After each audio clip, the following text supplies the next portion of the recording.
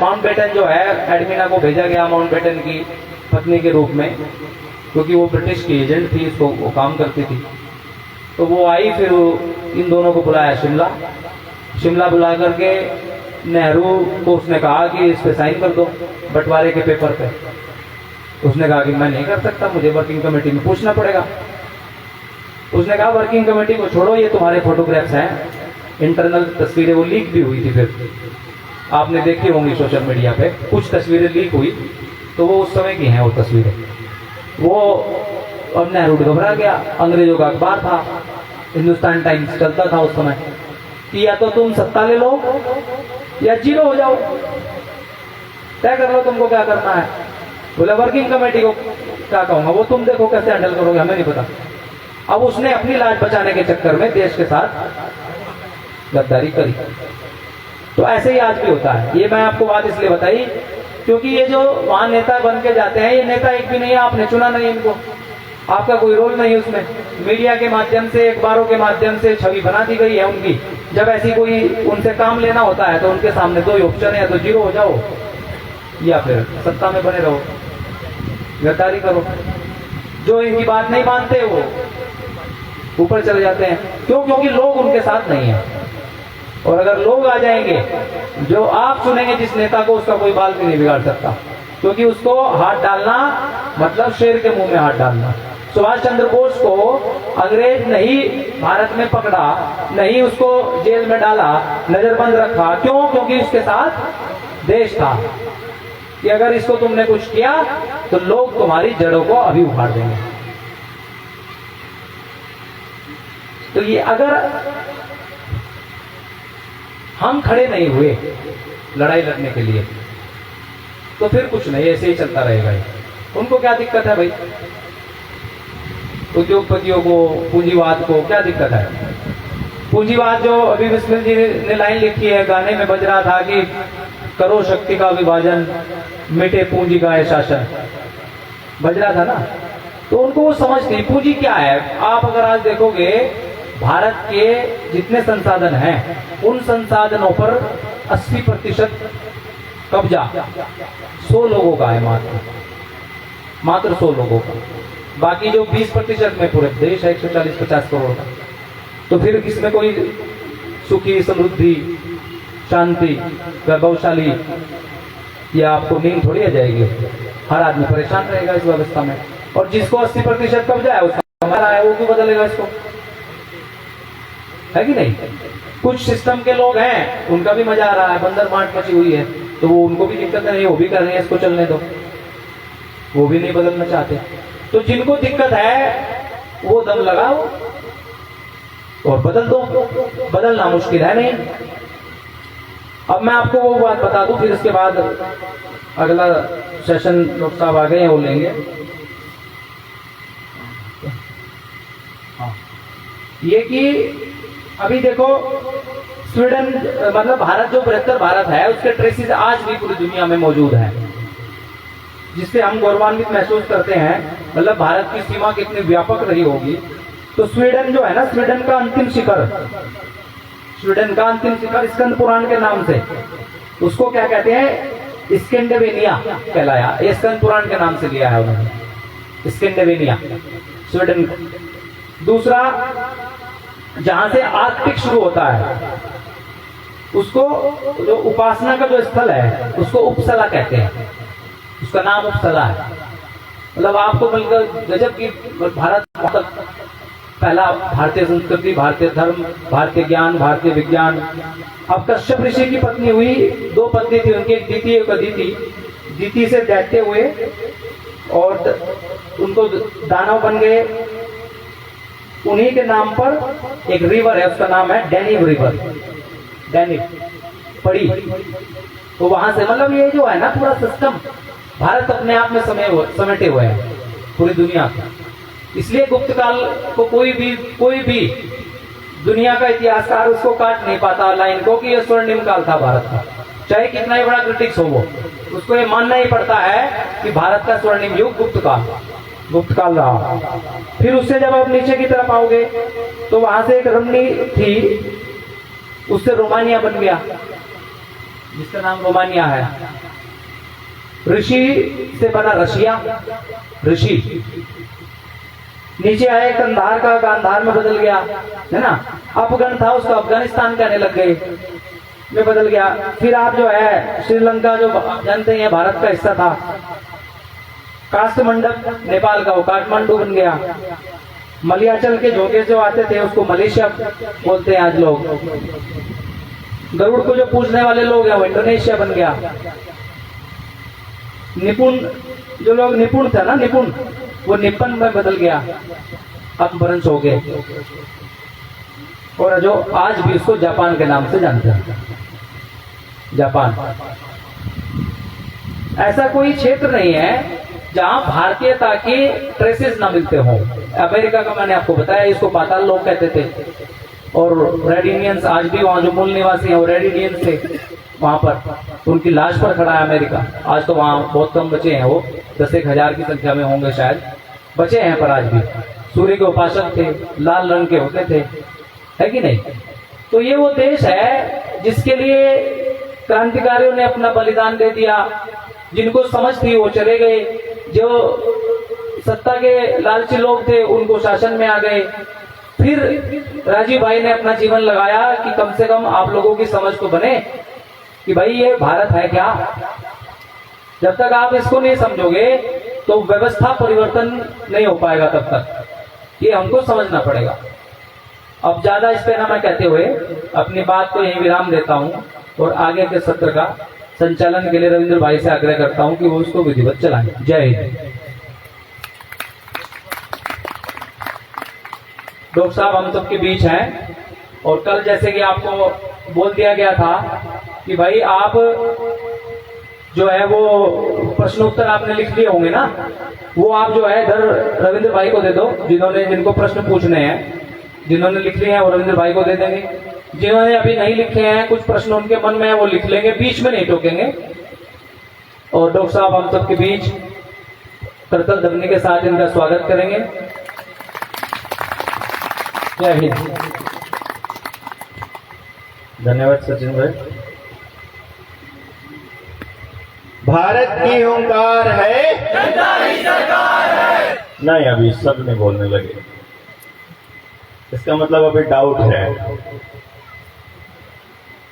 इसका मतलब अभी डाउट है। भारत की हुंकार है, जनता ही सरकार है।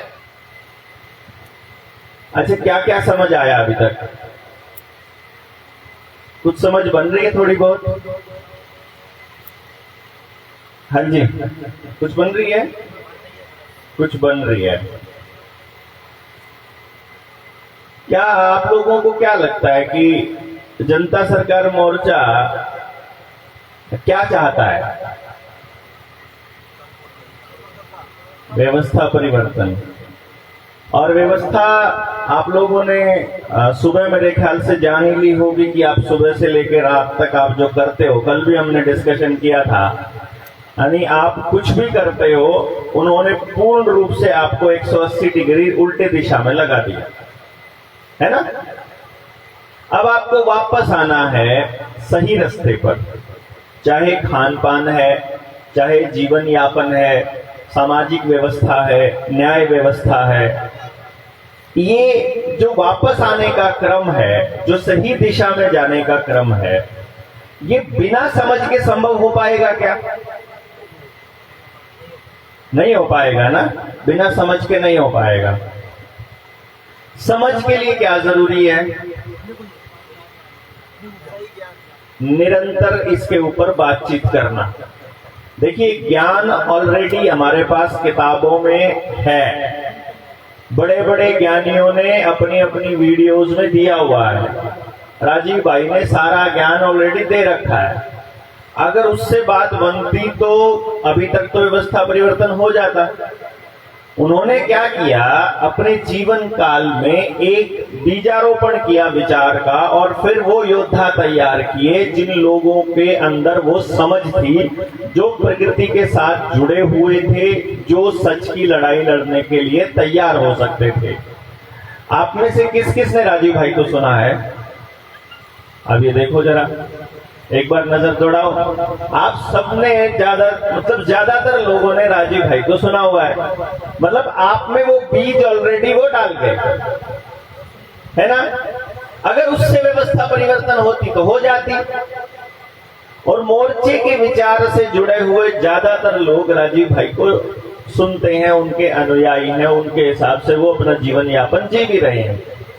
पर उनके जीवन यापन से उनके जीवन में तो फर्क पड़ा, परंतु व्यवस्था में कोई फर्क नहीं पड़ा। क्यों जी? व्यवस्था में फर्क नहीं पड़ा। व्यवस्था में फर्क पड़ेगा जब ये विचार आम जनमानस का विचार बन जाएगा। और आम जनमानस का विचार ये तब बनेगा जब आपके गली, नुक्कड़, चौराहे, चौपाल हर जगह इसकी चर्चा होने लगेगी। और ये चर्चा होने के बहुत ज्यादा रास्ते नहीं है, उसमें से बड़ा रास्ता एक ही है कि इस विचार को मानने वाले लोग अब खुलकर बोलना शुरू करें। आप में से कितने सारे लोग ऐसे हैं जिन्होंने आज से 2-4 साल पहले या 5-7 साल पहले लोगों को समझाना शुरू किया राजीव भाई के हिसाब से, और जब वो समझ में नहीं आया तो थक गए? है कोई कि किसी को बताया यार कोई सुनता ही नहीं है? ऐसा किसने सोचा? हाथ खड़ा करिए। है मतलब लोग ना, क्या आपने देखा कि यार बहुत समझा लिया लोगों को, लोग समझते नहीं है। अच्छा, वो क्यों नहीं समझते हैं? क्या लगा आपको? सर, वो इसलिए नहीं समझते हैं, उनको सच्चाई वो लगती है जो टीवी में दिखाई जाती है, बाकी वो बोलते हैं सब फेक है। हाँ, जमीन को दिखता नहीं। देखिए कि जो उनको सही लगता है वही जमीन पर दिखाई दे रहा है, और हम जो बोल रहे हैं वो हाइपोथेटिकली सही लगता है, सैद्धांतिक रूप से बढ़िया लगता है। वो कहते हैं बात तो तुम ठीक कहते हो, पर कर क्या सकते? मतलब आप हर किसी को, जब आप कोरोना के दौर में अपने सर्विस करने वाले लोगों को समझा रहे थे, नौकरी करने वालों को, पुलिस वालों को, आशा वर्कर को, आंगनबाड़ी वर्कर को, या फिर कहीं पर कोई व्यवस्था में आपको गड़बड़ नजर आ रही है उसको ठीक करने के लिए कि भाई कोरोना कितना सच्चा, कितना कैसा, कुछ उसकी सच्चाई जब आप बताते तो हर व्यक्ति जो भी आपकी बात को काटता था वो एक ही बात कहकर काटता था, भाई हम कर क्या सकते हैं, हमारे पास ऑप्शन नहीं है, हमने तो नौकरी करनी है। यही बोलते हैं। इसका मतलब आप कैसी पढ़ाई पढ़ रहे हो, आप किस तरह का खाना खा रहे हो, आप अपनी चिकित्सा व्यवस्था में किस तरह से उनको, अंग्रेजों को एंटर करवा रहे हो, अपनी न्याय प्रणाली में उनके ऊपर निर्भर किस तरह से हो रहे हो, ये सारा का सारा जो व्यवस्था का पूरा का पूरा जो खेल चल रहा है, इसमें उन लोगों ने बहुत स्मार्टली एक काम किया कि वो उस पोजीशन पर ले आए आपको कि अब आपके पास उनकी व्यवस्था में जाने के अलावा दूसरा रास्ता नहीं है ना। भाई जैसे गांव में झगड़ा हो जाए तो पहले क्या होता था, झगड़ा हुआ, पंचायत बैठी, जो गलत लगा, जो गवाह था गवाह की गवाही हुई, सबने अपना अपना सच बोला, क्योंकि सबको मालूम था कि एक दूसरे से जरूरत पड़ेगी तो झूठ नहीं बोलना है, और जो कसूरवार था उसके लिए जो भी पंचायत ने दंड निर्णय दिया वो मान लिया, और दोनों पक्षों के लिए न्याय हो गया। फैसले नहीं होते थे, न्याय होता था, जो सही है उसके ऊपर। ठीक है। फिर सरकारों ने एक खेल खेला, पॉलिटिशियंस ने, उन्होंने क्या किया कि पंचायतों के अंदर अपने जो गंदे लोग हैं वो घुसाने स्टार्ट किया, जो अपनी स्वार्थ सिद्धि करते होते थे, जो किसी को दारू पिलाकर, किसी को पैसे खिलाकर, किसी को कोई और लालच देकर कि तुमने हमारे पक्ष में बोलना है। ऐसा हुआ?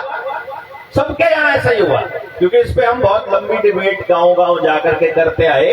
तो लोगों ने बताया, मैं जब उनसे ये पूछता हूँ, मुझे चले बताओ, ठीक है, आपने बोला कि सिस्टम खराब हो गया, आपने बोला ये खराब वो खराब, माना, कब खराब हुआ? ठीक है ना। हम जब उनसे पूछते कब खराब हुआ, पहली बार कब खराब हुआ होगा, एक दिन तो ऐसा हुआ होगा जब कभी पहली बार गलती हुई होगी पंचायत से। वो दौर क्या था, वो कौन आदमी था जिसने पंचायत को सैबोटाइज किया, जिसने पंचायत की व्यवस्था को तोड़ने का काम पहली बार किया। वो लोग वो थे जो सत्ता के करीबी लोग थे, वो लोग थे जो व्यापारियों के करीबी लोग थे, बड़े व्यापारी। उन्होंने यानी कि लोगों के अंदर एक भावना उन लोगों ने प्रबल कर दी कि न्याय अब नहीं होता है, कि अब पंचायतों में न्याय नहीं होता है। सब अपनी तरफ के पंचायती ले आते हैं, जिधर के ज्यादा पंचायती होते हैं वो बात शुरू करते हैं, फिर झगड़ा हो जाता है, फिर वो झगड़े पर उठ जाती है, फिर दोबारा पंचायत, कितनी बार पंचायत होएगी, फिर थक जाते हैं, भाई अब कोई कुछ नहीं कर सकता। या फिर कोई इतना कमीना आदमी समाज का वहां पर हो जिसके ऊपर आरोप लगे हों कि वो फिर पंचायत की बात मानने से ही मना कर दे कि मैं पंचायत के फैसले को नहीं मानता। ऐसे भी बहुत से लोगों में हुआ। अब जब कोई पंचायत के फैसले को ही नहीं मानता है तो भाई फिर पंचायत क्या कर लेगी। उसके बाद आपके पास ऑप्शन क्या बचा, पुलिस ने एक बार गांव में एंटर करना शुरू किया, बस फिर तो आपके गांव में वो लठ लेकर कभी भी पहुंच सकती है। अभी इस चुनाव के दौर में तो उन्होंने गांव में मार्च भी निकाले, पूरी टुकड़ियों ने गाड़ियां, फौजी वर्दी पहनकर, बंदूक उठाकर, वो लोग बंदूक उठा करके आपके गांव में मार्च निकालते हैं, आपको ये बताने के लिए कि हमारे पास बंदूक है, ज्यादा बोलोगे तो गोली उड़ा दिया जाएगा। मतलब बैकडोर पे यही बताना चाहते होंगे शायद वो, वरना उनको बंदूक दिखाने की क्या जरूरत है गांव के लोगों को, वो भी इलेक्शन के टाइम पर। भाई इलेक्शन के टाइम पर आपको वोट डालने के लिए प्रेरित कर रहे हैं या डरा रहे हैं वो?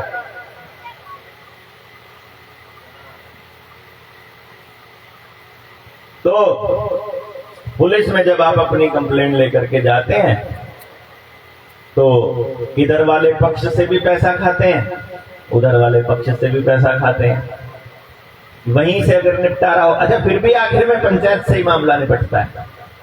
अगर मान लीजिए पंचायत से मामला नहीं निपटता है तो फिर वकील के पास जाते हैं, तो इधर वाली पार्टी भी वकील को पैसा देती है, इधर वाली पार्टी भी वकील को पैसा देती है, ठीक। फिर वो लंबा चलता है, फिर आप रूटीन में रोज की रोज फिर मतलब हर दूसरे महीने कोई ना कोई कोर्ट कचहरियों के चक्कर काटता रहता है, तारीख पे तारीख भुगतता रहता है। फिर जब थक जाते हैं फिर आखिर में कोर्ट में फिर ऑप्शन वही आता है कि पंचायत कर लो, अपना निर्णय लेके सुना दो।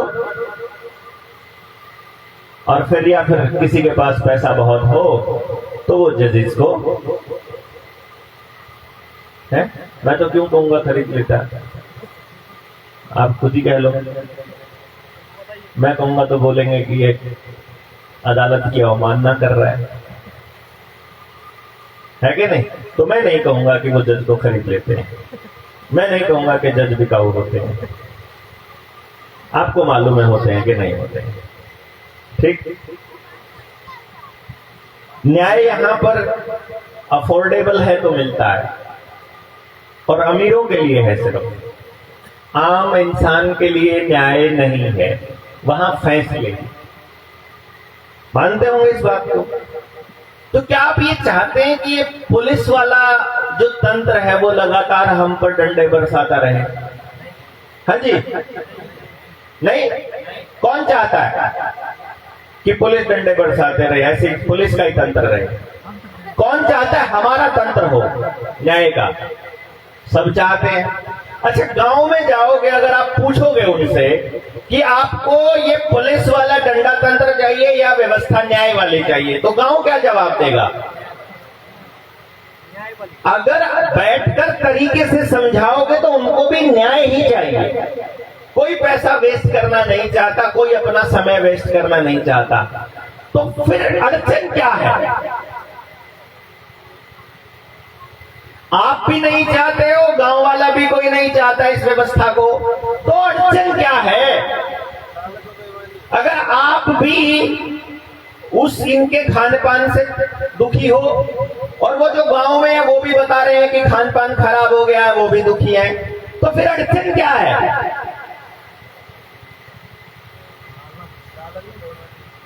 किसकी लालच और किसकी बेईमानी? आपस में एक दूसरे की जमीन हमारा किसी ने 1 फुट बढ़ा के खेत ले लिया, किसी ने 2 फुट खेत बढ़ा के ले लिया, किसी ने किसी की मेड़ काट ली, हाँ, किसी ने मेड़ काट ली, किसी ने उसका खेत बढ़ा के ले लिया।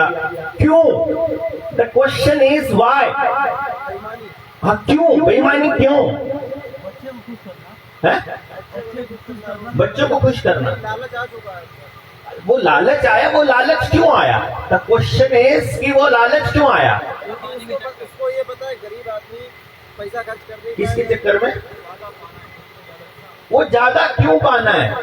क्योंकि उसको पता है कि नहीं, उसको ये पता है कि तंत्र ऐसा बना हुआ है, अगर हम पैसा खर्च करेंगे तो हम ले सकते हैं। उसको ये मालूम है कि हम पैसा खर्च करेंगे तो तंत्र से हम वापस ले लेंगे, पैसा खर्च करके ये जमीन हमारे हक में आ जाएगी या फैसला हमारे हक में आ जाएगा। पर क्यों? क्वेश्चन ये नहीं है, सवाल ये है कि मेरे अंदर वो लालच क्यों है? मैं क्यों चाहता हूं दूसरे की जमीन पर हक मतलब अपना हक? मैं क्यों चाहता हूं उसकी जमीन को हथियाना? मुझे बहुत सारा पैसा क्यों चाहिए? लोगों को सही लोगों को दिखावा क्यों चाहिए? बड़ा आदमी क्यों? मतलब लोग देख के नहीं डरते आ रहे, उनका मतलब ये चलते हैं, वो चलते हैं, डराने के लिए, दिखाने के लिए, समाज दिखाने के लिए। तो दिखाना क्यों? मैं वही बात आ रही है। मेरा दबदबा बना रहे। मेरा दबदबा बना रहे, दबदबे के लिए, यानी कंट्रोल के लिए। लेकिन कंट्रोल तो नहीं कर पाएंगे सारे लोग तो, लेकिन लालच तो सारी जगह पर है भाई। ये तो बात है कि सब लोग लालच, मतलब लालच में तो, लालच तो हमारे अंदर घुस रहा है। गांव में हर व्यक्ति के अंदर लालच आ रहा है। तो सवाल ये, वो लालच क्यों आ रहा है? किस पर्पज से? क्योंकि सर तंत्र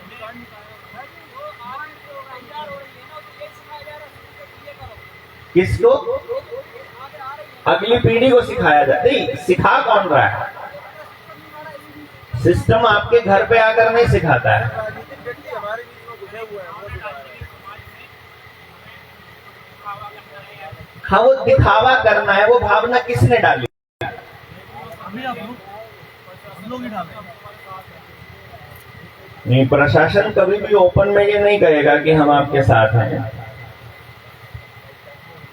प्रशासन में बैठा आदमी है, वो भी अगर रिश्वत ले रहा है तो उसमें भी लालच है। क्यों जी भाई? अगर जो आदमी किसी की जमीन हथियाना चाहता है, वो भी लालच के वश हथियाना चाहता है। और प्रशासन में बैठा आदमी अगर रिश्वत खा रहा है तो वो भी लालच के वश में रिश्वत खा रहा है। तो दोनों ही पार्टियां लालच वश अपना काम कर रही हैं। तो वो लालच क्यों है उन दोनों पार्टियों में? देश पे शासन कर रहे हैं, वो चाहते हैं कि आपस में लड़ते रहो, हम शासन सत्ता में बने रहे।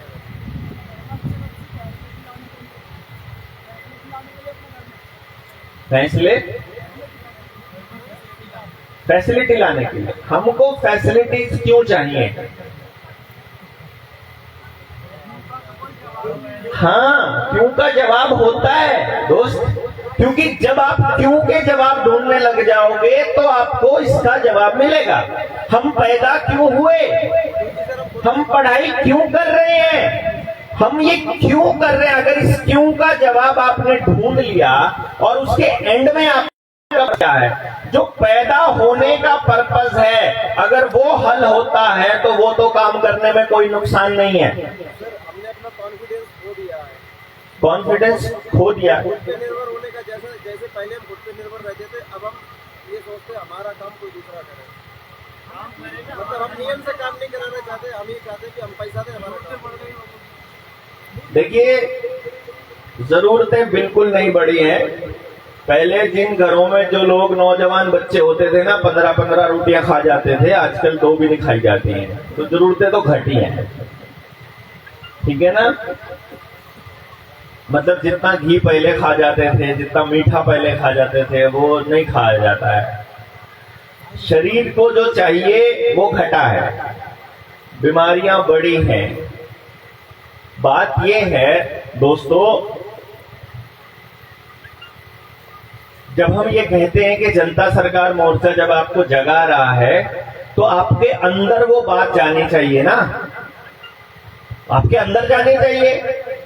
कि भाई वाकई में समाज को ऐसे योजनाबद्ध तरीके से तोड़ा गया।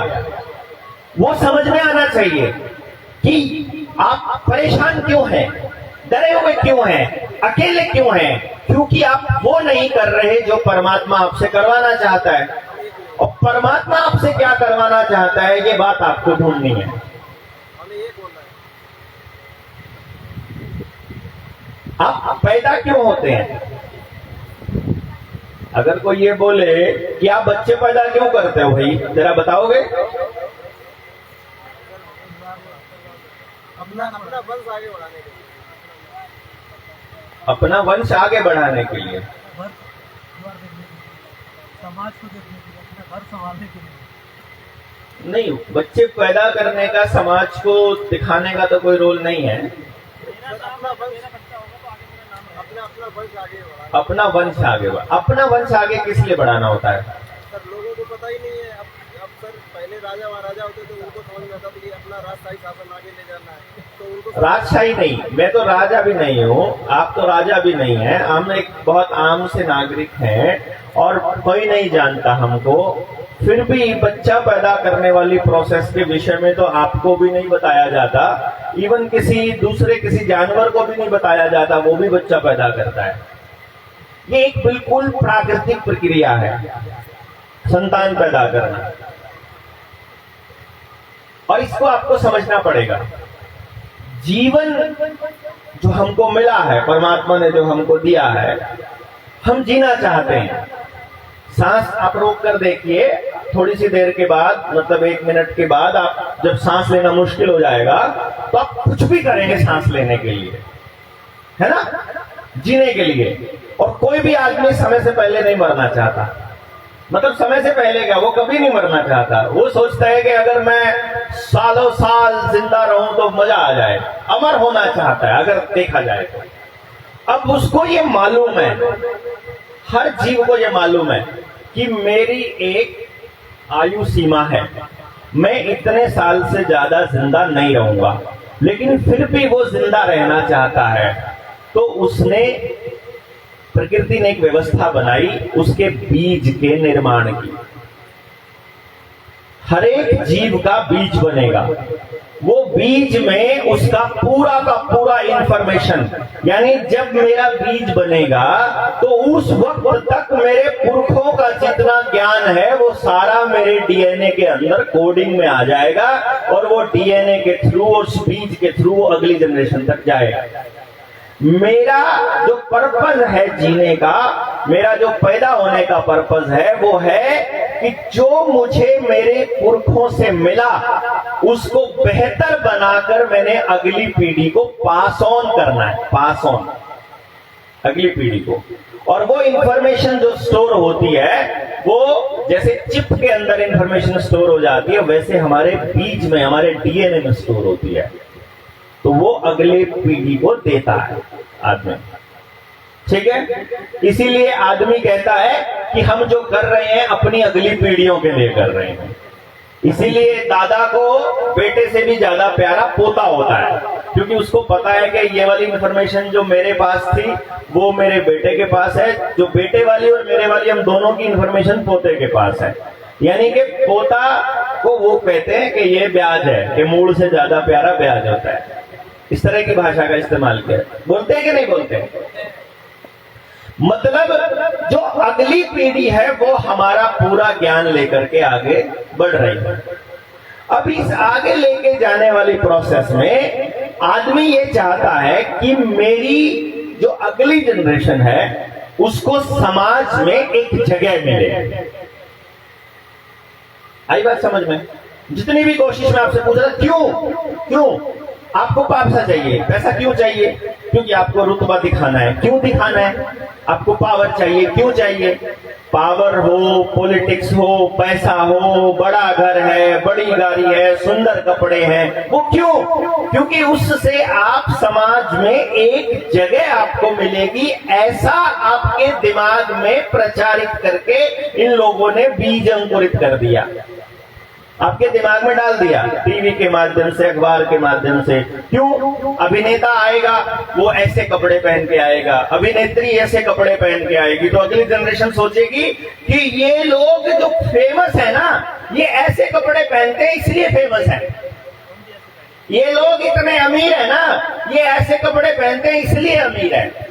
इनकी इतनी इज्जत है ना, तो वो इसलिए क्योंकि ये ऐसे कपड़े पहनते हैं, या ऐसे बोलते हैं, या ये ऐसे चलते हैं, या इनके पास ऐसी गाड़ी है, या ऐसे इनके पास बाइक है, ये ऐसी लाइफस्टाइल है। यानी कि वो अपने जीवन में वैसा ही सम्मान और अपने समाज में एक स्थान चाहते हैं। हर व्यक्ति अपने समाज में स्थान चाहता है। और आप परेशान क्यों हैं, अकेले क्यों हैं? क्योंकि आपको अपने समाज में स्थान नहीं मिल रहा। तो आपकी सारी दौड़ समाज में स्थान बनाने की है, ठीक है कि नहीं? जब आपके आसपास 10 लोग सरकार की फेवर के होंगे और एक आदमी सरकार के खिलाफत के, मान लो आप हैं और आप सरकार की बुराई कर रहे हो, वो सारे के सारे आपके आगे, आपके ऊपर चढ़ जाएंगे बात करके, तो आप चुप हो जाओगे। भाई चुप ही ठीक है।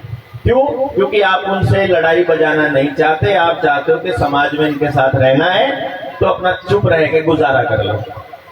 जब बात आएगी तब आ जाएगी समझ। ऐसा होता है? हाँ जी, ऐसा ही होता है ना। अच्छा, अपने बच्चे को मैंने कल भी बताया था कि आप कौन से स्कूल में करवा रहे हो, किस तरह के कपड़े पहन रहा है, वो सारा का सारा तय कहां से हो रहा है? वो एडवर्टाइजमेंट से। और एडवर्टाइजमेंट से आपको ऐसा लग रहा है कि क्योंकि सब ऐसा कर रहे हैं इसलिए मुझे भी ऐसा करना पड़ रहा है, क्योंकि बाकी सब के बीच मुझे भी अपनी जगह बनानी है। यानी सारी लड़ाई इस समाज में अपने स्थान की है। क्यों जी? गलत है कि सही है? यानी कि अगर आप लोग मिल करके अपने समाज और अपने गांव से चर्चा करके कोई ऐसी व्यवस्था बना सकते हैं जिसमें प्रत्येक व्यक्ति को स्थान मिले। अगर बेईमान लोगों को स्थान मिलेगा तो बेईमान व्यवस्था बन जाएगी, और अगर ईमानदार लोगों को स्थान मिलेगा तो ईमानदार व्यवस्था बन जाएगी। नहीं तो सरकार में बैठा आदमी वो कैसे लोगों को एंडोर्स कर रहा है? पार्टी कैसे लोगों को टिकट दे रही है? जो समाज का सबसे निकम्मा, लुच्चा, गुंडा, वाहियात आदमी होगा उसको टिकट दे रही है। और फिर जब उसको टिकट दे रही है तो उसको फिर उसके लिए रोड शो हो रहा है, वो अपनी गाड़ी में खड़ा होकर के ऐसे चल रहा है, उसके ऊपर फूल बरस रहे हैं। अभी देखा ना, एक देश का प्रधानमंत्री आदमखोर है, मैं नहीं बताता कौन से देश का है, जो दंगे करवाता है। एक देश का गृह मंत्री तड़ीपार है, तड़ीपार। पता ही होगा कौन से देश का है, मैं नहीं बताता कौन से देश का। फिर कहेंगे कि यार है कि नहीं। अब तड़ीपार आदमी सड़क पर निकले, लोगों की लाशें बिछाने वाला आदमी सड़क पर निकले और उसके ऊपर फूलों से बरसात हो रही हो, फूलों की बरसात हो रही हो, तो जो गरीब आदमी है जो गांव में बैठा है वो ये सोचेगा कि भाई तड़ीपार हो रहा है, लोगों को मरवा रहा है, इसीलिए इसकी इतनी इज्जत हो रही है। हम भी मरवाते तो ईमानदारी से कैसे जिएगा? और हर व्यक्ति अपने जैसे आदमी को अपना नेता मानता, वो अपने से बड़ा। जैसे गांव में कोई ईमानदार व्यक्ति होगा तो वो किसी ईमानदार व्यक्ति को अपना नेता मानेगा। कोई गली का गुंडा होगा, लुच्चा बदमाश होगा, तो वो किसी तड़ीपार को अपना नेता मानेगा। जो दंगेबाज होगा वो किसी आदमखोर को अपना नेता मानेगा। आप में से भी है क्या आदमखोर को नेता मानने वाला?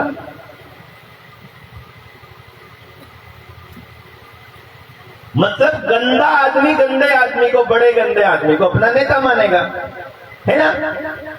अगर उस गंदे आदमी की भी समाज में इज्जत होती रहे, जैसे अभी अभी एक बंदा मरा हमारे वहां पर, और वो आदमी बड़ा निकम्मा था, तो हम बैठे थे, बैठे बैठे वो वहां चर्चा कर रहे थे, भाई कैसे हुआ। वो कहने लगा भाई बहुत बुरा हुआ। मैंने कहा बहुत बुरा नहीं हुआ भाई, बहुत अच्छा हुआ। वाहियात आदमी था, गलत आदमी था, जितना जल्दी समाज से पीछे छूट जाए उतना बड़े समाज का इससे पीछे। यार ऐसे नहीं करते बलारा। मैंने कहा क्या हुआ? यार मरने के बाद आदमी की बुरा। अरे भाई मरने के बाद अगर सबकी अच्छाई ही करनी है तो कोई व्यक्ति अच्छा काम करने के लिए प्रेरित कैसे होएगा? है भाई, अगर एक अच्छा काम करने वाले की भी आपने अच्छाई करनी है और एक बुरा काम करने वाले की भी अच्छा करना, अच्छा बोलना है उसके लिए, तो फिर बुरा काम करने वाला बुराई क्यों छोड़ेगा? भाई अगर अच्छा बोलना है तो केवल अच्छे व्यक्ति के विषय में बोलो। मैं तो नहीं बोलूंगा गंदे आदमी के बारे में। इसीलिए जनता सरकार मोर्चा में क्या है, अगर कोई बेईमान आदमी आता है, अगर किसी पार्टी का कोई भक्त आ जाता है, अगर किसी पार्टी का कोई चमचा आ जाता है, अगर किसी पार्टी का कोई मुखबिर आ जाता है, वो आता है और अगर उसके पास नेगेटिव एनर्जी है तो वो थोड़े दिनों के बाद हमको छोड़ के भाग जाता है। नहीं भाई, जो गलत काम है वो गलत है, उसको बिल्कुल सपोर्ट नहीं। ये नहीं कहेंगे कि नहीं भाई सब चलता है, नहीं चलता है भाई। और इसी वजह से आज हमारी 31वीं ट्रेनिंग है, छटनी हो रही है। बहुत ही शानदार लोग आप लोग यहाँ आए हैं। आप में से कोई ऐसा व्यक्ति है जिसको यहाँ लगा हो कि बहुत पॉजिटिव ऊर्जा मिलती है एक दूसरे से मिल करके? है कोई? अच्छा, कोई ऐसा भी है जिसको लग रहा है कि नेगेटिव ऊर्जा है, अच्छा नहीं लग रहा है यार, बड़े खराब लोग हैं ये, अच्छे लोग नहीं है, ऐसा भी लगा किसी को? नहीं ना?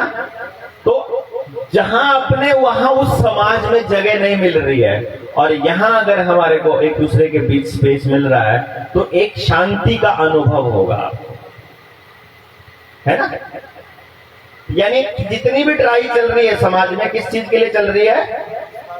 स्थान बनाने के लिए। इसको हम लोग बोलते हैं एक्सेप्टेंस चाहिए, उसको आपको अप्रूवल चाहिए। आप हो, मेरा होना कोई मतलब है, ये हर व्यक्ति चाहता है। जैसे माँ बाप भी अपने बच्चे को क्या कहेंगे? बड़ा होकर कुछ बन जा। कुछ क्यों बनाना चाहते हैं वो? कि कोई समाज में एक जगह तुमको मिल जाए। अब हमारे पास जो चैलेंज है वो ऐसा समाज बनाने का है कि वो जो समाज चाहते हैं गंदे आदमियों को टॉप पे बिठाने का, और एक दूसरा समाज जनता सरकार मोर्चा चाहता है कि अच्छे लोगों के हाथों में नेतृत्व देने का। तो कौन सा बेटर है? अपने वाला। इसीलिए जनता सरकार मोर्चा में कोई नेता नहीं है। भाई यहाँ मध्य प्रदेश में लोग कैसे जिएंगे और आगे कैसे बढ़ेंगे, ये बात कोई दूर बैठा आदमी कैसे तय कर लेगा?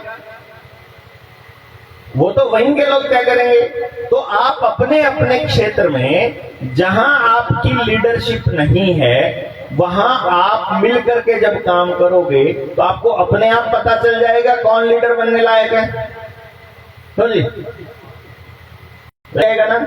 इस प्रोसेस में थोड़ा समय लग सकता है अपने आप लीडर निकल के आने का, लेकिन उससे जो लीडरशिप निकल के आएगी, उससे जो नेतृत्व निकल के आएगा वो परमानेंट नेतृत्व होगा। तो इसलिए हम लोग ये योजना बना के चलते हैं कि भाई पहले तो लोगों को इस बात के लिए तैयार कर लिया जाए कि वो व्यवस्था परिवर्तन चाहते भी हैं कि नहीं। मान लो आप चाहते नहीं हो और हम लोग जबरदस्ती व्यवस्था परिवर्तन के लिए दौड़ते रहे, कोई लॉजिक ही नहीं है। तो अब आप जब गांव में अपने व्यवस्था परिवर्तन चाहते हो तो सबसे पहला स्टेप क्या होना चाहिए कि आपके गांव के लोगों को समझ में आना चाहिए दोनों व्यवस्थाओं में फर्क। भाई एक व्यवस्था ऐसी है जहां आप अपनी मर्जी से जीवन जी सकते हो और दूसरी व्यवस्था ऐसी है जहां आपको हर चीज के लिए कागज चाहिए। मैं एक इंसान हूं, ये बात कोई कागज प्रूव करेगा? बताओ जरा।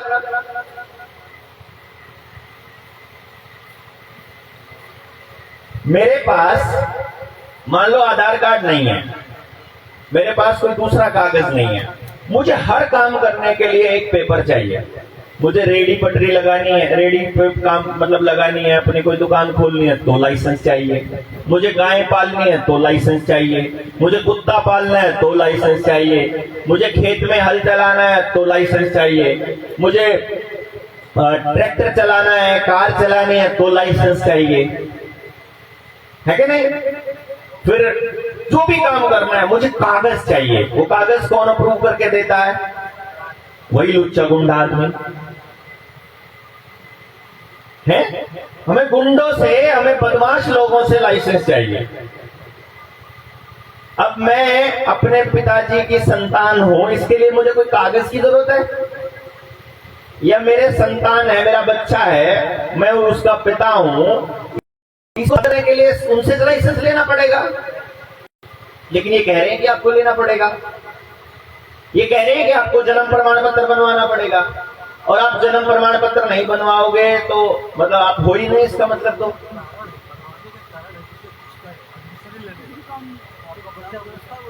हाँ कारण है। मतलब वो कह रहे हैं कि आपका बच्चे को शिक्षा लेने का अधिकार नहीं है अगर आपने वो कागज नहीं बनवाया तो। देखो कमाल की बात है भाई, मेरा बच्चे की उम्र कितनी भी हो, मैं जो पढ़ना चाहता हूं, मैं जहां दाखला लेना चाहता हूं, तुम्हें क्या दिक्कत है? मैंने कोई कागज बनवाया या नहीं बनवाया? अच्छा, आपके पास है आधार कार्ड, वोटर कार्ड है, ड्राइविंग लाइसेंस है? अच्छा देखो जरा ड्राइविंग लाइसेंस दिखाओ मुझे अपना। देखो अभी एक ड्राइव में आपको एक थोड़े सा ट्रायल बताता हूं, थोड़ा सोचना, दिमाग पे जोर लगाकर सोचना। ये भाई जो है ये ड्राइविंग लाइसेंस दिखा रहा है, अभी बैठो इधर, अभी तो जवाब देगा। इस पे लिखा है प्रतीक कुमार गुप्ता, ठीक है जी, और यहां तक का इसका फोटो लगा है। नीचे इसके टांग घोड़े की है कि कुत्ते की इसमें नजर नहीं आ रहा, इसमें नहीं पता लग रहा कि ये नीचे कौन सा जानवर है। ये सिर्फ ऊपर ये वाला फोटो लगा है, इतना यहां से ऊपर का गर्दन का लगा है। अच्छा, ये प्रतीक कुमार गुप्ता कौन है भाई? किसका नाम? मेरा। इन्होंने बोला मेरा मतलब कौन?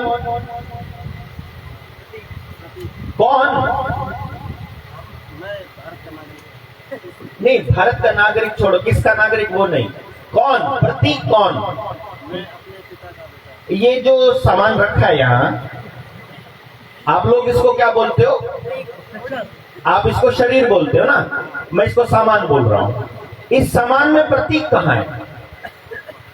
सिर्फ यहां से ऊपर है क्या? क्योंकि इसमें जो फोटो है उसमें ये लिखा है कि यहां से ऊपर प्रतीक है खाली।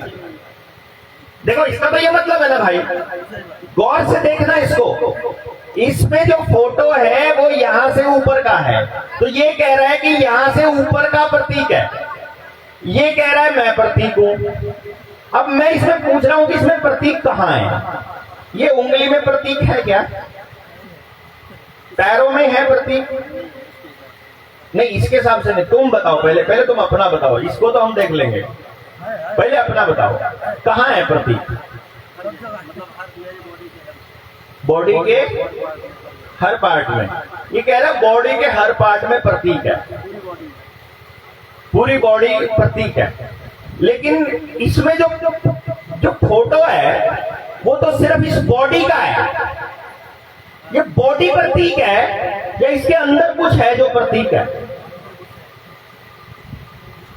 देखो, अगर जो ये बॉडी प्रतीक है फिर तो ये ठीक है, फिर तो कोई पत्थर पुतला है, इसमें तो जो दिख रहा है वो पुतले का भी हो सकता है फोटो, तो ये तो किसी का भी है, ये तो लाइव नहीं है, ये तो जिंदा नहीं है, ये तो किसी बुद्ध का भी हो सकता है ना भाई। तो इसमें प्रतीक कौन है? प्रतीक इस बॉडी के अंदर है या ये जो दिख रहा है यही प्रतीक है? प्रतीक वो है जो बोल रहा है या प्रतीक वो है जो दिख रहा है? कौन सा है? जो बोल रहा है वो प्रतीक है, उसकी तो फोटो है ही नहीं इसमें। अरे जो बोल रहा है उसकी फोटो तो नहीं है ना इसमें, जो दिख रहा है उसकी फोटो है इसके अंदर तो, और जो बोल रहा है वो जब इसमें से निकल जाएगा तब भी ये प्रतीक रहेगा या डेड बॉडी हो जाएगी? तब ये बॉडी हो जाएगी। तो इसका मतलब जो ये लाइसेंस है ये किसका है? बॉडी का है या प्रतीक का है? बॉडी का है। लेकिन चलता कौन है इसमें? प्रतीक। तो प्रतीक का लाइसेंस कहां है? तो फेक है भैया, फर्जी हो गया कि नहीं हो गया? अरे बताओ तो भाई। चलिए अब बैठो, बॉडी बैठो।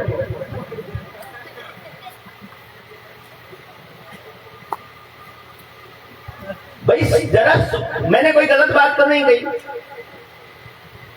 जो फोटो है वो बॉडी का है, लेकिन असल में वो बॉडी मैं नहीं हूं। अगर मैं देवेंद्र बोलता हूं तो मैं देवेंद्र ये नहीं है जो आपको दिखाई दे रहा है। देवेंद्र वो है जो अंदर से बोल रहा है, और वो जो बोल रहा है वो सरकार चलाती है या परमात्मा ने चलाया उसको? उसकी सांस, एक एक सांस किसकी दी हुई है? परमात्मा की। परमात्मा में सूरज ने दी ऊर्जा पौधे को, पौधे ने पानी लिया, मिनरल लिए जमीन से और बनाया भोजन, जिसको हम फोटोसिंथेसिस बोलते हैं। प्रकाश संश्लेषण की प्रक्रिया से भोजन बना, अनाज बना। उस अनाज को मैंने खाया, उससे मुझे जो ऊर्जा मिली वो मेरे शरीर के एक एक अंग को चलाती है। चलाती है कि नहीं चलाती है? यानी उस देवेंद्र को कौन चला रहा है? डायरेक्टली या इनडायरेक्टली कौन चला रहा है? परमात्मा।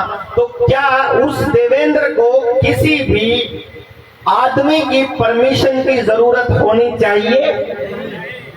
हाँ बताओ ना। नहीं होनी चाहिए ना।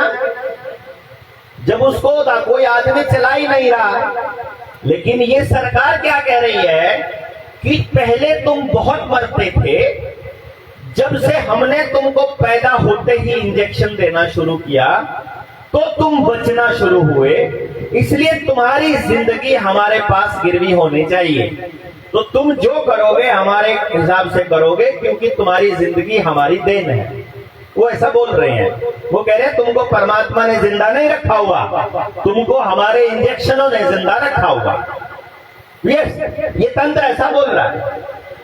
अब इसमें फंस गए हम लोग, अनजान लोग, अनपढ़ लोग, अज्ञानी लोग, जो समझ नहीं पाए परमात्मा की उन बातों को, जो कहता है कि आत्मा अमर है, अजर है, वो ना बूढ़ी होती है, ना वो मरती है, ना वो जलती है, ना उसे कोई मतलब उसका कोई नुकसान कर ही नहीं सकता है, वो तो अटल है कि नहीं? उस चक्कर में फंसे नहीं। और नश्वर शरीर को उन लोगों ने हमें कहना शुरू किया कि ये शरीर जो है ना ये तुम हो, और फिर हमारी आत्मा को कंट्रोल करना शुरू किया हमारे शरीर के जरिए। नहीं, और उन्होंने एक बात नोटिस नहीं की, भैया अगर तुम उठाकर देखोगे तुम्हारे लाइसेंस के ऊपर, हर किसी के लाइसेंस के ऊपर आपका जो नाम लिखा होता है वो कैपिटल लेटर में लिखा होता है, कैपिटल में, है कि नहीं? आपको अब बैंक में जब खाता खोलते हैं तो कैपिटल लेटर में लिखना सिखाते हैं, कैपिटल में लिखो। अंग्रेजी में ही लिखना सिखाते हैं। आपका जो पैन नंबर है उस पैन नंबर के ऊपर भी आपका नाम कहां से लिखा जाता है? कैपिटल में। और कैपिटल किसको बोलते हैं पता है? बिना सिर का। सर आधार में पहला प्राइम लेटर कैपिटल है, बाकी ये वाला पैन कार्ड में कैपिटल है, क्रेडिट कार्ड में भी कैपिटल है। उन्हीं कागजों के दम पे आपका आधार बना है, यानी कि प्राइमरी कागज वो है। ये तो सिर्फ एक नंबर है डेटा कलेक्शन के लिए। क्यों जी? कैपिटल पनिशमेंट सुना आपने?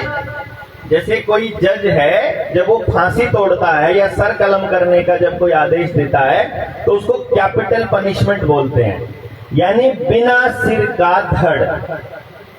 तो जो ये सिर्फ यहां तक की फोटो ली जाती है, आपके पासपोर्ट के ऊपर, आपके उसके ऊपर, आपकी पूरी बॉडी की फोटो कहीं पर भी नहीं लगाई जाती है। फोटो लगाई जाती है केवल आपकी सर की, धड़ की फोटो नहीं होती है। समझ रहे हैं? यानी कि आपको इस कागज के जरिए वो एक डेड एंटिटी प्रूव करते हैं। क्या मानते हैं? डेड एंटिटी, यानी जिसके पास कोई भी डॉक्यूमेंट इन सरकारों का दिया हुआ है और उसके ऊपर आपकी फोटो लगी है, उस फोटो अगर यहां से ऊपर की लगी है, सिर्फ पासपोर्ट साइज जिसको वो बोलते हैं, तो ये मान लिया जाता है कि आप अपने आप को डेड मानते हो, मरा हुआ मानते हो, और आप उनकी व्यवस्था में उनकी गुलामी करने के लिए अपनी स्वीकृति देते हो, जिसको कंसेंट बोलते हैं। आई बात समझ में? यानी आपकी गुलामी के आधार हैं आपके दस्तावेज, समझे? और वो दस्तावेजों की प्रामाणिकता देता है सरकार में बैठा आदमी, और सरकार है गुंडों की, बदमाशों की, यानी कि समाज के सबसे बड़े वाहियात गंदे लोग आपकी प्रामाणिकता देते हैं, और आप डर के उनके आगे सरेंडर करते हो, ये कह देते हो कि हाँ मैं अपनी सहमति देता हूं कि मैं एक डेड एंटिटी हूं। तो आपको जिंदा होना है, जिंदा होना पड़ेगा ना। प्राकृतिक नियम से चलोगे या इनके नियम से चलोगे? और प्राकृतिक नियम ये कहता है कि हमें किसी की कागज की जरूरत नहीं है अपनी एग्जिस्टेंस के लिए। प्राकृतिक नियम ये कहता है कि भैया जी हम यहाँ रहते हैं, मतलब हम यहाँ रहते हैं, हमारा कब्जा है तो हम मालिक हैं, लेकिन जैसे ही पेपर आएगा वो लोग आपका पेपर गिरवी रख के आपको दूसरा पेपर देंगे, जैसे घर के कागज आपसे ले लेंगे और आपको वो कागज देंगे जिसको वो लोग पैसा बोलते हैं। इसीलिए सर कोई भी बच्चा कागज लेके पैदा नहीं होता। कोई भी बच्चा पैदा कागज लेके, कोई जानवर, कोई भी बीज, कोई पेड़, कोई इंसान कभी पेपर लेकर पैदा नहीं होता है। वो पहले पैदा होता है, फिर उसका नामकरण किया जाता है। वो नाम हम रखते हैं या वो रखते हैं, और वो नाम का फिर एक कागज बनता है, और वो भी उसके शरीर का बनता है। और वो क्यों बनता है उसको समझिए। असल में प्राकृतिक नियम ये कहता है कि ये धरती जो है ये किसी के बाप की जागीर नहीं है, और ये धरती, इस धरती पर रहने वाले हर जीव का बराबर का इस धरती पर हिस्सा है। यानी कि कोई कीड़ा मकोड़ा है, कोई चींटी है, कोई हाथी है, कोई कुत्ता है, बिल्ली है, चूहा है, चुकंदर है, सांप है, या कोई पेड़ है, या कोई इंसान है, जैसे ही वो पैदा होता है उस धरती का बराबर का मालिक होता है। ठीक है ना? और वो तब तक मालिक रहता है जब तक उसका कोई कागज नहीं बनता है। उसके पैदा होते ही उसका खाता खुल जाता है, प्राकृतिक उसमें सिस्टम में उसका खाता खुल गया, उसके हिस्से का परमात्मा अन्न पैदा करेगा। जैसे एक बीज डाला और उससे 40-50 दाने पैदा हुए, कई बार 2000 दाने हुए, बाजरे का है या मक्के का है या गेहूं का है, उसके हिसाब से एक दाने से कई दाने बनते हैं ना। तो जैसे एक व्यक्ति से अगला व्यक्ति, एक जानवर से अगले जानवर पैदा होता है, ऐसे ही एक बीज से अगले, यानी उसका जैसे ही इधर से पैदावार बढ़ेगी किसी जीवों की, उधर से फसल की पैदावार बढ़ जाएगी, उसके हिस्से का खाता अलग से खुल जाएगा। वो परमात्मा की व्यवस्था है अपने आप। जैसे कहता नहीं है जिसने पेट दिया है खाने को भी वही देगा, सुना होगा ना आपने ये वाली चीजें। तो वो व्यवस्था अपने आप होती है। गड़बड़ कहां होती है? जब सारी व्यवस्था, सारे के सारे संसाधनों पर मुट्ठी भर लोग कब्जा करना चाहते हैं, सारी गड़बड़ वहां से चालू होती है। समझे आप बात? और हम इसी व्यवस्था की खिलाफत कर रहे हैं बस, कि भाई इस धरती पर मौजूद हर व्यक्ति आजाद है, हम आजादी से जीना चाहते हैं, हमको आजादी से जीने दिया जाए। तो वो लोग ये कहते हैं कि तुम क्रिमिनल हो, तुम चोर हो, यही कहते हैं ना।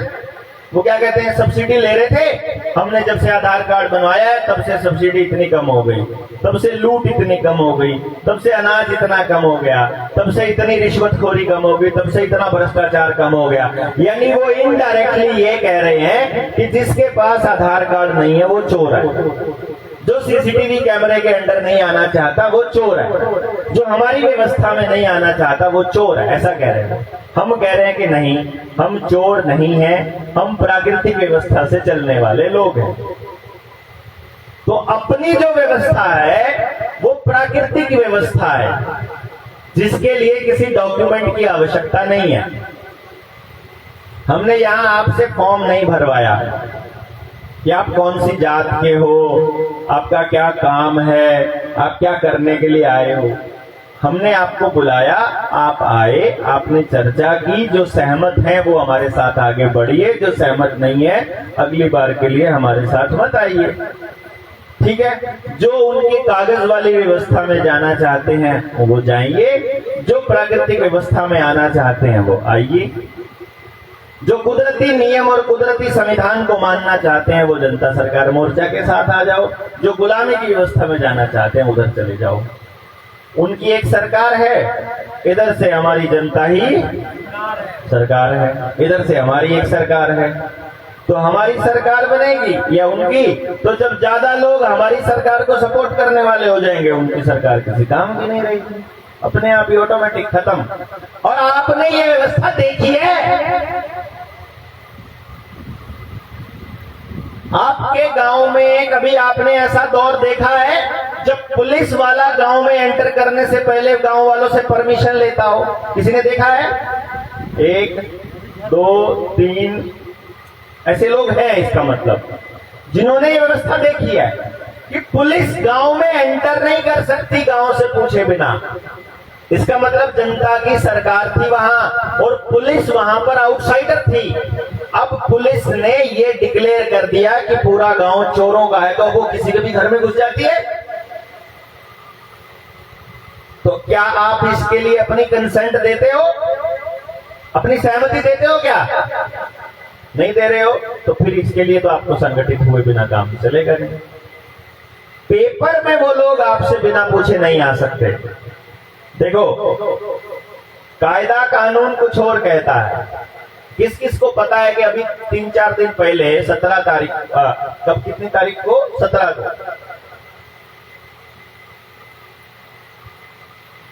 17 तारीख को पुलिस वालों ने हमको गैर कानूनी तरीके से उठा लिया।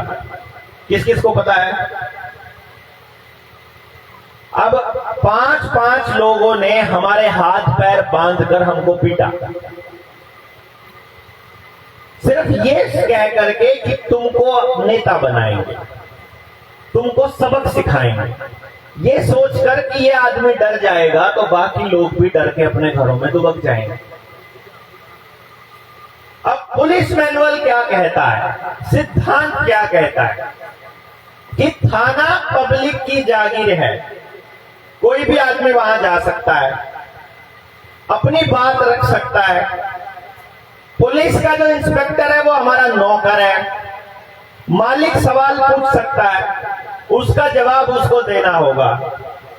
उसने जवाब नहीं दिया, गुंडे बुलाए, सीआईए स्टाफ बुलाया, डीएसपी बुलाया, आईटीबीपी की फोर्स बुलाई, और हम लोगों को अब कानून यहां क्या कहता है कि अगर आपको गिरफ्तार, 2 तरीके हैं किसी को भी पुलिस जब अपनी हिरासत में लेती है, एक डिटेन करना, एक गिरफ्तार करना, अरेस्ट करना।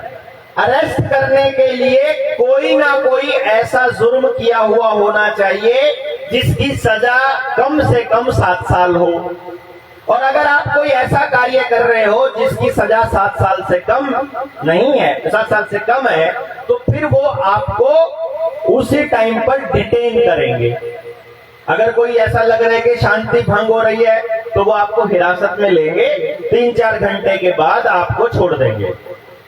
लेकिन उन्होंने क्या किया, हिरासत में लिया, गिरफ्तार बोला कि गिरफ्तार कर लिया गया है, एक थाने में नहीं रखा, हवालात में नहीं रखा, अलग किसी काल कोठरी में लेकर गए और 5-5 लोगों ने मिलकर एक-एक व्यक्ति के ऊपर हमला किया। 6 लोग थे हम लोग। अब इसको आप कानून व्यवस्था बनाए रखना कहते हो या गुंडागर्दी कहते हो? अगर ये गुंडागर्दी है तो गुंडागर्दी का इलाज तो संख्या बल ही है भैया, समझते हो कि नहीं? अगर ये किसी एक व्यक्ति के साथ हो सकता है पूरे देश में, मैं नहीं कहता हूं कि मेरे साथ हो गया है, मैं ये कहता हूं किसी के साथ भी हो सकता है, तो अगला नंबर आपका है। हम जब गए, हमसे पहले 2 लड़कों के साथ उन्होंने वही किया, फिर हम 6 लोगों के साथ यही किया, और जब हम बाहर आ रहे थे, जब हमारे को लेके आ रहे थे, तब नए लोगों को लेकर जा रहे थे वहीं पर। तो ये रोज का काम है उनका, और ये आदत है उनकी, और ये पूरे के पूरे समाज में दहशत फैलाने का स्ट्रक्चर है उनका, और ये आप तक भी आएगा। जिस दिन आप सच बोलने लगोगे आपको भी रगड़ा जाएगा। उससे पहले कि आप अकेले पड़ जाओ, इकट्ठे होकर के अपनी व्यवस्था बनाना इसलिए जरूरी है। और यही कारण था कि पैरों में दर्द होते हुए भी, चलने में सक्षम ना होते हुए भी, जब हरदेश ने पूछा, जब हम लोग वहां पड़े हुए थे, बिस्तरों में पड़े हुए थे, और जब हमसे चला भी नहीं जा रहा था, हरदेश ने पूछा कि क्या आप आओगे, ट्रेनिंग होगी? हमने कहा ट्रेनिंग होगी भैया, चाहे पड़े हुए आए, चाहे पसरे हुए आए, हम चाहे हमें 2 गाड़ियों में नीचे लीड कराना पड़े, लेकिन ट्रेनिंग तो होगी। क्योंकि लोगों को ये संदेश नहीं देना है कि हम डर गए हैं या हम रुक गए हैं। हम तो अगले दिन भी मीटिंग ही अटेंड कर रहे थे, छुट्टने से अगले दिन हम नहीं रुके। और ये इसलिए है कि आपको मालूम पड़े कि अगला नंबर आप ही का है। जो टैक्सेशन प्रणाली है ना, जो टैक्स प्रणाली है, वो गुंडागर्दी का सिस्टम है, और सरकार गुंडों की है। तो आपको अपनी सरकार तो बनानी पड़ेगी, आपके पास ऑप्शन नहीं है, और हर गांव को अपनी सरकार बनानी पड़ेगी। और सरकार बनाने के लिए पहले नंबर पर जागरूकता चाहिए, और जागरूकता के लिए आपको घरों से निकलना होना चाहिए, और घरों से निकलने के लिए आपको समझ होनी चाहिए, आप बोलने के लायक होने चाहिए। इसीलिए यहाँ 3 दिन बैठ करके बहुत सारी बातें बताई जा रही हैं, ताकि आपके पास बोलने के लिए 15 मिनट का, आधे घंटे का मटेरियल तो हो कम से कम, है? अगर पूरी बात याद ना रहे तो इन ट्रेनिंग्स की रिकॉर्डिंग चेक करो, दोबारा से निडर इंडिया चैनल पर जाकर ढूंढो कि और क्या क्या बातें हैं। उन बातों को लेकर अपने समाज में जाओ और अपने समाज के लोगों को जगाओ। ऑप्शन नहीं है आपके पास। आपको आज समझ में आ जाए या आपको कुछ दिनों के बाद समझ में आ जाए, ऑप्शन नहीं है। आपको दिखाई दे रहा ऑप्शन है? अच्छा, किसी को यकीन है कि कलेक्टर आपके फायदे के लिए बैठा है? किसी भाई को ऐसा डाउट तो नहीं है कि वो लोग अपने फायदे के लिए बैठे हैं? अभी तक तो शायद सबको यकीन हो जाना चाहिए कि सरकार में बैठा एक भी मंत्री गांव के लिए काम नहीं करता, प्रशासन में बैठा एक भी अधिकारी आपके लिए काम नहीं करता, पुलिस में बैठा एक भी कर्मचारी आपके न्याय के लिए काम नहीं कर रहा, और स्कूल में बैठा एक भी अध्यापक आपके बच्चे की शिक्षा के लिए काम नहीं कर रहा। सरकारी मास्टर कर रहा है अपनी ड्यूटी पूरी, और प्राइवेट मास्टर जी कर रहा है अपना धंधा। यही हो रहा है ना? शिक्षा पे कोई काम नहीं कर रहा। यानी आपके लिए पूरे तंत्र में एक भी व्यक्ति नहीं है जो आपके लिए काम कर रहा है क्या? नहीं है ना? तो फिर कौन आएगा भाई?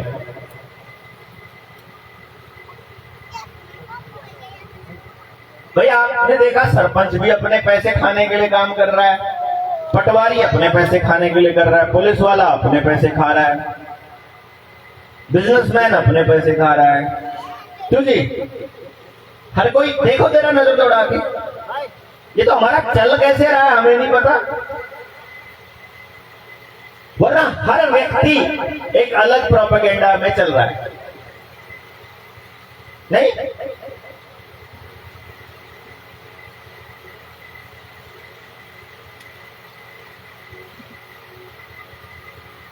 अब आप तय करो कि आपको उनकी व्यवस्था में रहना है कि आपको अपनी व्यवस्था बनानी है?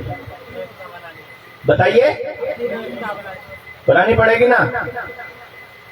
आज चालू करोगे बोलना, तब जाकर कुछ महीने कुछ सालों के बाद थोड़ी बहुत समझ बननी शुरू होगी गांव वालों की। उसका कारण है, जिस आदमी के पास टीवी है, मोबाइल है, अखबार है, सोशल मीडिया है, उस आदमी को सरकार, उद्योगपति, ये पूरी व्यवस्था, बैनर, होर्डिंग, अखबार, रेडियो, टीवी के माध्यम से सब उल्टी चीजें सिखा रहे हैं। विराट कोहली, सचिन तेंदुलकर आपके बच्चों को जुआ खेलना सिखा रहे हैं, है ना? शाहरुख खान, अक्षय कुमार, अजय देवगन आपके बच्चों को पान मसाला खाना सिखा रहे हैं। कोई आपके बच्चों को पिज्जा सिखाना सिखा रहा है, कोई आपके बच्चों को गोबर सिखा रहा है, बर्गर सिखा रहा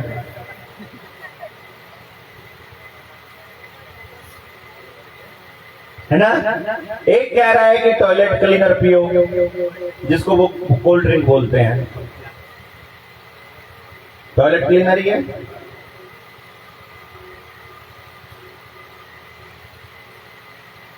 अच्छा, रमी सिखा रहा है, 3 पत्ती सिखा रहे हैं, गैम्बलिंग ऐप सिखा रहे हैं, ड्रीम 11 बनाना सिखा रहे हैं। और वो कौन है? सब नेता, अभिनेता, खिलाड़ी यही काम कर रहे हैं ना।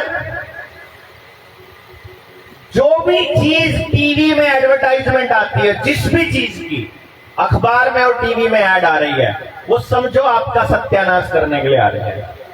किसी भी चीज की आ रही हो, आपके फायदे की चीज की ऐड कभी नहीं आएगी, ना सोशल मीडिया पे आएगी, ना कहीं पे आएगी। वो तो हम जैसे लोगों को ना एडवर्टाइजमेंट धक्के से करनी पड़ेगी, बड़े लेवल पर नहीं आएगी।